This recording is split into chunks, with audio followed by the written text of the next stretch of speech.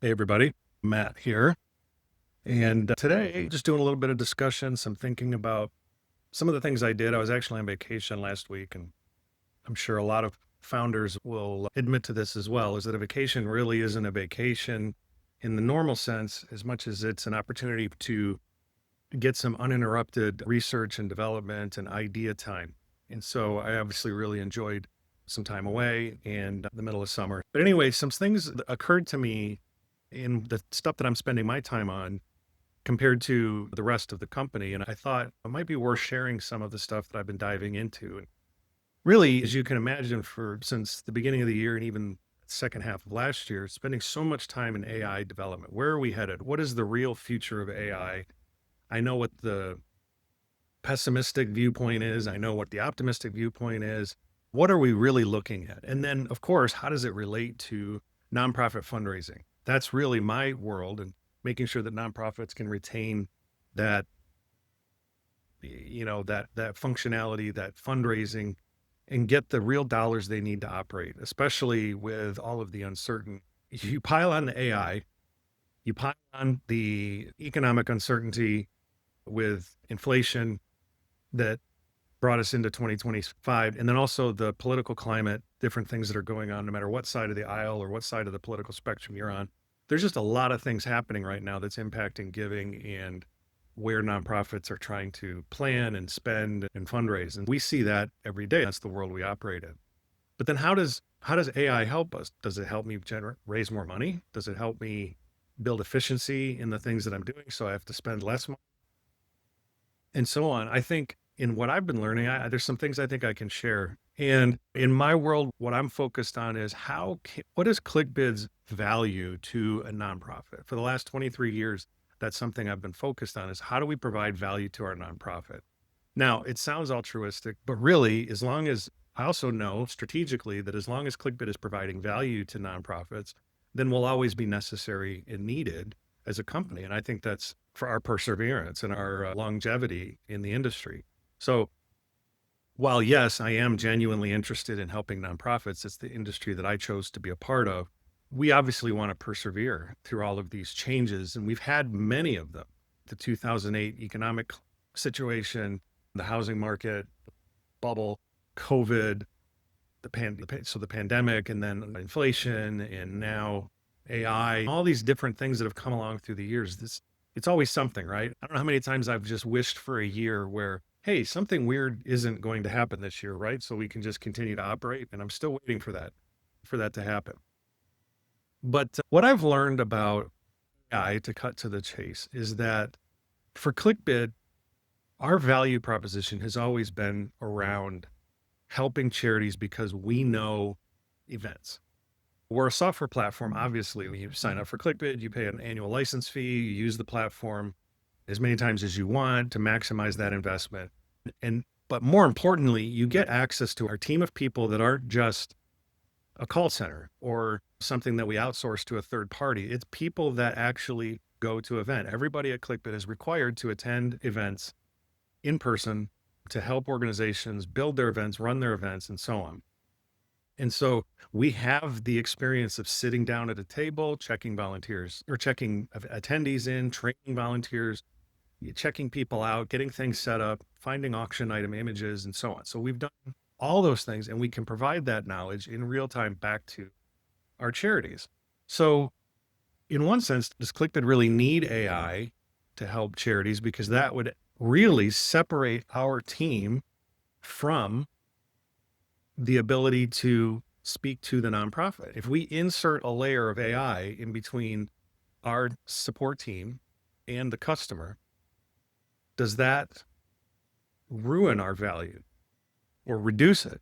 We have a lot of competitors in our space, and a lot of our competitors are doing the AI route where let's build efficiencies, let's optimize revenue by taking people out of the loop and inserting an AI that learns on our data. There's a lot of tools out there where we can take our historical data in ClickBid, we can anonymize it, meaning we take away people's names, phone numbers, email addresses, and we add it to vector database, as it's called, and then people can query that. And we do plan on using those tools because as good as our staff is and as many events as I've personally been to, I cannot tell you in the past 3 months what are the top 5 items that have sold above fair market value.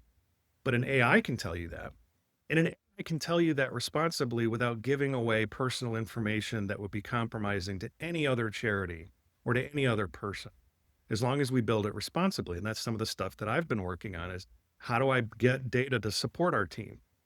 So I think where I see AI helping us is in a way that really, frankly, hasn't been new. In the past 23 years, when we've gone to events, and all of the events that I've ever gone to, I've gone as an overseer or as a resident expert at the event. The nonprofit wants somebody at the event that's going to be speaking from experience, that says, click this button, click that button, set this up here, set this up there. Don't check people out now, check people out later.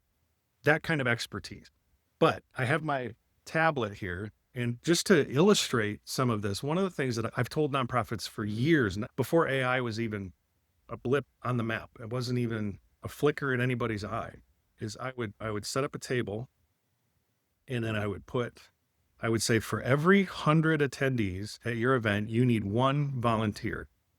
And I made this argument yesterday in a meeting that I would rather, money aside, if money was no object, I would rather have 4 volunteers seated at the check-in and checkout tables than paid staff.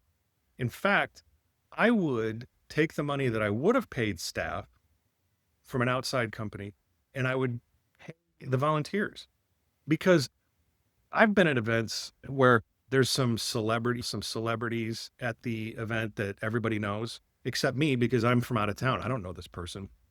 And for me to walk up to them and ask for their last name is a little bit condescending, because shouldn't you know who this person is? And so when you have people from out of town showing up paid to sit at a table and check people in, you don't have any of that familiarity. They can have a good attitude, which they should, and they do typically, but they just don't have that experience. Hey, how are the kids? How's John? How's Sally? How's Walter? All those things. They just don't have that experience. And so I'd rather have a volunteer sitting there doing the most basic technology stuff possible, but you're having those kind of quick off the cuff conversations. So what I did here, let's say I have 400, so we can see this. I have 400 attendees. Can you see that? Yeah, I think so. 400 attendees at an event, and they're all going to come in. I can't. That's a terrible arrow. Okay, so they're all coming in this way to the event. They're coming into the table. And I have 4 volunteers. So I'm just going to write the word volunteer in horrible handwriting. So volunteers are right here, these 4 people. Now, what I would be is that I do think there is definitely cause for a nonprofit, if it's a big enough event and you're raising $100,000 or you're hoping to raise $100,000, to pay somebody who is that technical help desk quality person, somebody who knows the software, somebody who's been to fundraising events, who can do them in their sleep. That person is off behind the volunteer table, and they're basically pacing. They just go back and forth. And so the way we built our Butler tool was so that it could be so easy to use that when somebody wants to check into an event, all a volunteer has to do is type their last name, confirm the cell phone that they have on file, and complete the check-in. The system takes care of the rest. We send them a text message. It has their table assignment. It has their bidder number. It has a link to bid in the auction. And then we can communicate with them via text message the rest of the night. It's very simple. And you just repeat. And the system actually brings you right back to where you started. So I have trained people in half a minute, 30 seconds, and people that have never used ClickBid before, many dozens of times. I've even done it over the phone in webinars. And so it's very easy, and almost without exception, people have said, oh yeah, I got this. This is simple. I'm good. So my job then is to never check in a single person. I just pace back and forth, because what'll end up happening is you'll have that 1 or 2 questions that come in that say, hey, I know I'm at table 15. Can I sit at table 5? And the volunteer freezes for a second, said, I didn't get trained on this. And they put their hand in the air, and then I step in and I solve that really quickly. And then we keep moving. So the volunteers who know most of the people in the room are doing 90% of the work. They're doing that check-in experience, but it's also strategic because it's good donor engagement, good donor management at these events, which is the second half of the puzzle of fundraising events in general is yes, you're raising money, but you're also trying to give your donors a great experience and a reminder of why they give to your charity. And now let's take this example. Let me go back to it, get the glare off of it. As I've got the table, the 4 volunteers doing the check-in. Those are my 400 people showing up with those ugly arrows. And then I'm pacing back and forth as the resident expert. If I were to draw a diagram of how our chat is going to work when we introduce AI, this is almost exactly how I would draw it. So right now, today, we have a staffed person, somebody who's on the payroll who answers all of our chats from 9 to 5. And she will continue to do that long into the future because there are things that just she needs to answer and only she has the experience for. You really can't point somebody to a knowledge-based article. While we do have great knowledge-based articles, sometimes you just want to know where something is. I call it the where, the what, and the how. The where, what, and how. The why is why we have Hannah at the computer answering those chats. Wait a minute. Where do I find this? How do I mass message people? Oh, that's easy. Just go to bidders, text bidders, or bidders, email bidders. Wait a minute. But then why do I want to send this message out at 5 p.m. instead of 4 p.m.? That is a question that an AI bot or an assistant can't really answer. They can try, and they will definitely try. That's the thing about AI these days. AI will try. They are eternal optimists, but they don't really consider the fact that they might be sending you down a rabbit trail that is just a dead end. Hannah exists in our platform to provide the why answers. She sits at the 9 to 5 and during business hours and answers those why questions to try to give people context. But from 5 p.m. Eastern time till 9 a.m. Eastern time, she's a normal human being. So she does her work week, but we just don't have any real solution right now that can help people outside of those hours. But I don't just want this generic chat bot because we have a really good knowledge base. Those knowledge bases can give people a lot of the answers they want. If I can inject data that has immediate responses of what are the top 5 items that have sold in the last couple of months? What are the items that have received the most number of bids? What are the items with the highest fair market value and the highest sale value? Those are things that we can find or our hand could find, but an AI is going to be able to find it instantly. Our AI is going to be able to do the job of these 4 people. And Hannah is going to be able to move back and forth and oversee those chats and say, hold on a second. This person was asking a question that I gave a decent response because we have ingested countless amounts of data into it so that the AI can draw from it. And again, it's anonymized. That's very important to me, to the company, to our nonprofits. It's not recognizable, traced back to a person or anything like that, but it gives them the insights they need instantly within a few seconds. But yet it didn't really answer the question. When Hannah looks at that response and she's able to respond and say, this might be, I personally, just jumping in here for my own 2 cents, I would personally pick that item instead of the other one. Just from experience, I think it's easier to find, and I think this is going to be a better win for you. That is absolutely critical when I'm looking at AI for ClickBid. It's a small detail, but it is something that I think separates us from our competitors. At ClickBid, we're a privately funded, bootstrap company. We answer to ourselves, which we really like and enjoy. So we're not looking for AI to replace people at all.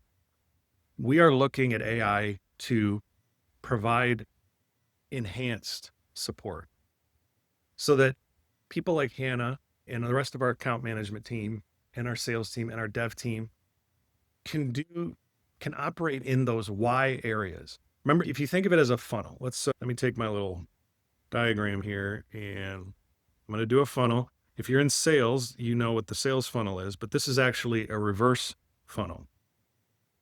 So I'm going to draw, here's a funnel, and the bottom half is the what, how, and where questions. And the top of the funnel is the why. Now, our entire team, everybody in our company will spend a lot of their time down here in the what, where, and how. But their knowledge, their time invested at ClickBid, their experiences have made them such good why answers that I would rather they spend their time in the why. Those are questions that AI at this point can't answer.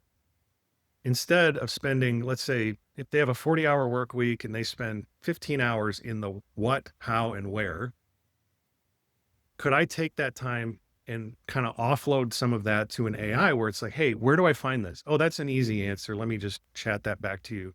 Instead, an AI can chat that back to them. And now our staff can answer the why question that maybe wasn't even asked, to say, hey, you know what? In addition, you may consider this. Our staff, our team is spending more time in the why are we doing this? Why do we need this feature? Why did you ask this question? Why are you sending out so many text messages? Why are you sending out so few text messages? Those kind of things that our staff can provide, because we spend time at events. We spend time working on events. We spend time writing thousands of lines of code. So we have the answers in our head. We just need to get them out to our customers. And so I think what AI has the power to do is to push our entire team from this to more of this. And again, if you're familiar with sales, this is the opposite of a sales funnel.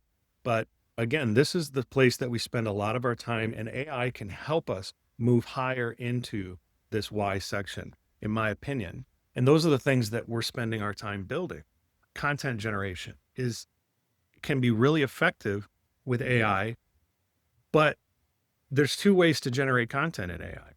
There is just to ask a language model to give me something about the rainforest, and then I just forward that on to somebody as an answer. Or to be a critical thinker, ask for some help, some thought starters, some content that I can then manipulate and build into my own. So if I'm going to spend 5 minutes, I can spend 5 minutes coming up with the most basic information, or I can spend 5 minutes manipulating and being in that why section because AI got me some of this stuff and I can spend my time here. Frankly, this I think is where a lot of people will become successful in AI when they realize that really AI is going to push them into a higher level of function in their daily lives. Because we're realizing now that we spend so much time of our day in things that we just have to do, that I can support moving us up. It's not 100%. It's not going to completely eliminate the work, but it's going to reduce. And that's really what it's all about, is reducing the amount, not eliminating or completely rewriting, but reducing, pushing us higher into that funnel of the why. And so again, when it comes to ClickBid and how we leverage AI, it's not about replacement. It's about increased ability to provide help to people so that our current staff, our team of people, we're not downsizing, we're not shifting people into different areas. We're maximizing their time to give everything they can to those nonprofits in a much more why and practical sense. So yeah, like I said, I spent a lot of time on vacation. My wife says I have so many words that I have to use in a day. And I'm guessing that the reason I'm doing this podcast is I didn't use all of my words on vacation. So now I'm just sharing them all with you. But anyway, that's something that's really been on my mind about understanding AI, is that I just feel like a lot of companies are using AI to replace people. And there's a lot of fear that AI is replacing people. We're even seeing some downsizing at some of these larger tech companies and layoffs. But at ClickBid, we are 100% focused on supporting the people we have to do more of the work that has meaning, those why questions, to provide a higher level of support. We're not removing Hannah, for instance, from our chat. We're removing or removing a programmer to be replaced by an AI. We're using tools to help make those programmers, the chat, the account management team, even more productive. And that is, to me, a very big differentiator and a distinction between us, our competitors, and some of the AI community that's out there. It's really promoting this AI agent replacement, being able to boot up 100 agents to do the job of 5 people, that kind of thing. I think for us, it's more about having a better tool to help us be more effective with the things that we're really trying to be effective with.